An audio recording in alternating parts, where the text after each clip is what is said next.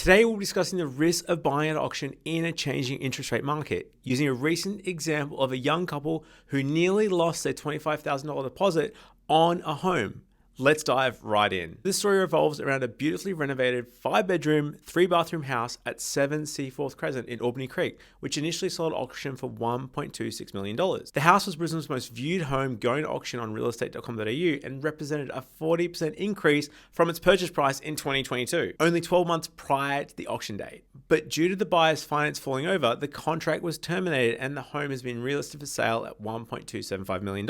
So why did this happen? The realestate.com.au article says the young couple who won at auction had issues with finance just days after the auction. Now, their website didn't report specifically what the issue was, but in this video, I'm going to explain the 3 main reasons a bank will knock you back and possibly the reasons why this couple got knocked back after they were pre-approved at auction. Thankfully for this young couple, the builder and the seller of the home agreed to terminate the contract without taking their $25,000 deposit. Now keep in mind, this is a very, very rare occurrence in auction markets where the contract is usually non-negotiable. If you buy at auction, it's yours, and the seller had means and cause to actually go after them and potentially charge for damages. The 3 issues this couple likely fell into was firstly, unforeseen financial changes. As we saw this couple, securing finance can be difficult when interest rate rises, and what may have happened is they had a pre-approval from months ago, went to auction today. There's been 3 interest rate rises in this calendar year so far, and their pre-approval amount might have been knocked back. Unforeseen financial issues with your pre-approval or your home loan can jeopardize your ability to complete the purchase and could result in the loss of deposit.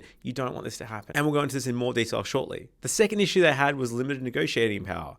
Auction conditions leave no room for negotiation. Once the hammer falls, the property is yours. You can't go back and ask for a second chance. If you do have issues after buying at auction, it is up to you. It's your responsibility. You own the home technically from then, and you can potentially face damages if you try and terminate their contract. The third issue is market fluctuations. As interest rates change, so does the market. This property sold for 40% more than the buyers paid 12 months ago. This may not have been in line with the current market comparable sales, and the bank could have taken issue with this. Let's break down these risks of buying at auction in a changing market one by one. Starting from the top, unforeseen financial issues or issues with your home loan approval or your pre-approval. From the article, it seems the primary issue faced by the couple was unexpected problems with their financing.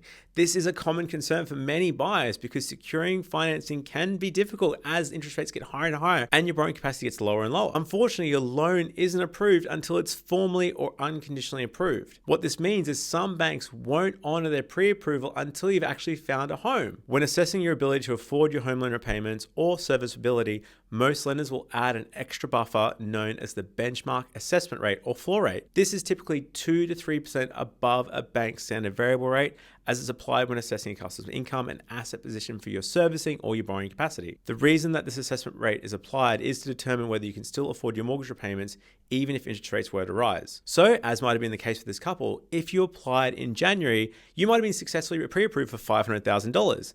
But 3 months later, there's been another 2 rate rises. There's one in Feb, there's one in March, and your borrowing capacity could have come off by 5 to 10% depending on your circumstances. But then when it comes to auction time, although you thought you were pre-approved for $500,000, the bank is going to reassess you today when you've got a contract and they're only going to lend you $450,000 based on the current interest rate environment. So how do you mitigate these unforeseen financial issues and problems with your pre-approval? I think it's really important to work with a mortgage broker like us that understands your financial situations and the impact these interest rates are going to have on your borrowing capacity. Some banks will honor their assessment rate, so they'll honor that assessment rate in January for up to 90 days or 3 months. So it means if you applied in January, you find a place in March before the 90 days is over, they'll still give you the $500,000 loan amount even though the interest rates have gone up twice. This can give you much more certainty when you buy at auction and at least know what risk you're up for if things change. The second thing I definitely recommend to do if you're unsure about your financial circumstances is speak with your mortgage broker or your bank before you go to auction. You want them to reassess your income, check your borrowing capacity the day before, basically that week of, to make sure things aren't changing. Because as we've seen with the Reserve Bank changing interest rates, your borrowing capacity is going to come down slightly every time that happens. Just because the bank put on a letter doesn't mean they're still going to honor it in the future. And third, if you're caught in a bind like this where your borrowing capacity might have dropped, look at other things you can do. Can you close your credit card? Can you pay out your HEX? Can you close personal loans? Can you stop if you're making, say, non-mandatory contributions to your super? Can they be stopped? And that'll increase your net income. Speak with your mortgage broker or bank to see what's going to work in your situation. The second issue is limited negotiating power. Auction conditions leave no room for negotiation. So if there are issues, once you buy at auction, it's final. You can't get out of it. This obviously causes pretty big issues when you've got a lower deposit if the bank valuation comes low and you need to terminate the contract. In auction conditions, you generally can't.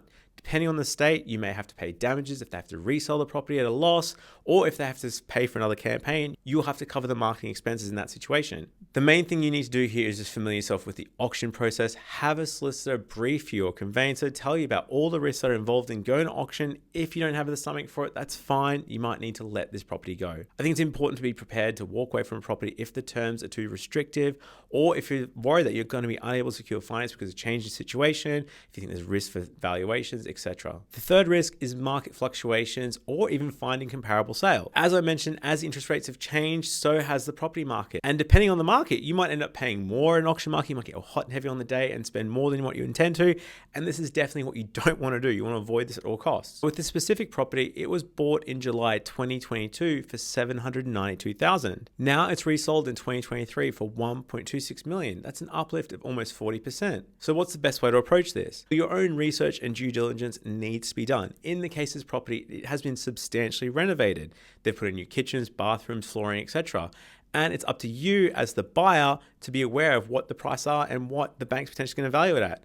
The best way to do this is to research recent sales. You need to look at the sold section on realestate.com.au. You need to look at sales from the last 3, maximum 6 months of properties with the same amount of bedrooms and similar improvements. Because this is ultimately a risk that you will inherit at auction. If you overspend at auction, if the bank values that you pay 1.26 million, if the bank only values it at 1.1 million, because they say there's no other sales to justify the price that you've paid, it's your risk. You're going to have to cover the shortfall. And like I said earlier, you're ultimately on the hook for having put your hand up at auction and bought this property unconditionally. So what's there to learn from this story? When you're buying at auction, it's really important to be aware of the risk, especially in a changing interest rate market. You need to make sure that you've got your finances in order, you've done your research on the property, understand what you're in for, and get the right professional advice to understand the contract and the terms that are involved with it. Fortunately for this couple who bought at auction in Albany Creek, the builder or the seller was actually pretty good about it. They canceled the contract and it's back on the market now. But unfortunately for most people, when you buy at auction, the contract is binding, it's yours. So be careful on what you sign. Make sure you seek professional advice from a solicitor before you sign any contracts. And if you need help with finance, make sure you hit us up at Hunter Galloway. We're mortgage brokers. We help home buyers across Australia with buying at auction, homes to live in, or investments. If you need any help, there's no cost for our services. So hit us up at huntergalloway.com.au. And until next time, see you guys.